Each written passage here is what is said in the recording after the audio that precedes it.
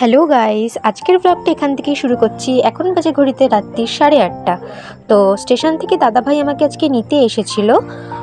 আর আজকে আমি যাচ্ছি পিসি বাড়ি। আজকে আমি ওইখানেই থাকবো।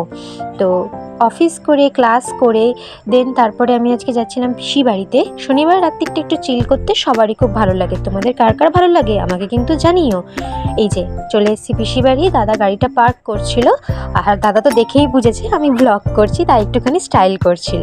লিফটটা একটু খারাপ ছিল, তাই জন্য আমাকে এতগুলো সিঁড়ি হেঁটে হেঁটে যেতে হয়েছে। যাই হোক, এই সুযোগে আমার একটুখানি ডায়েটও করা হয়ে গেছে, হাঁটাও হয়ে গেছে। তো চলে এসেছি পিসি বাড়িতে। এসেই আমি এদের দুজনের ক্লিপ একটা ছোট্ট করে নিয়ে নিয়েছি। আর এই যে দেখতে পাচ্ছ আয়নার সামনে দাঁড়ালেই তো আমার ক্যাচ মারতে ইচ্ছা করে। মানে আমি মিরর সেলফি তুলতে ভীষণ পছন্দ করি।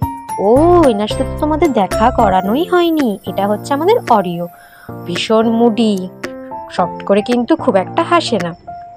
তারপর বেরিয়ে গেছিলাম দিদিভাই বৌদি ভাইয়ের সাথে একটুখানি ঘুরু করতে, কারণ আমাদের ইচ্ছা ছিল আজকে মোমো খেতে যাব, কিন্তু শেষ পর্যন্ত সেই ইচ্ছাটার পূরণ হয়নি। দুটো মোমোর দোকান ঘুরে লাস্ট পর্যন্ত আমরা বার্গার খেতে চলে গেছিলাম, কারণ মোমোর দোকানগুলো সবকটাই বন্ধ ছিল। আর তাই জন্য আর মোমো খাওয়া হয়নি। আর তারপরে আমি এই যে আমার কলেজটা তো তোমাদের দেখানোই হয়নি, অনেকদিন পর কলেজের সামনে থেকে যাচ্ছিলাম। ভাবলাম ছোট্ট একটা ক্লিপ নিয়েই নিই। এই কলেজের সাথে অনেক স্মৃতি জড়িয়ে আছে আমার 2 বছরে। তারপরে বাড়ি চলে এসেছিলাম। আসার পরে এই যে অরিওর সাথে আমি আবার বসে পড়েছিলাম খুনসুটি করতে। অরিওবাবু সদ্য তখন খেয়ে উঠেছিলেন, তাই তার মুখটা একটুখানি বিশ্রামের দিকেই ছিল। তো আমি যতই তার গায়ে হেলে পড়ছিলাম, সে কিন্তু কিছুতে।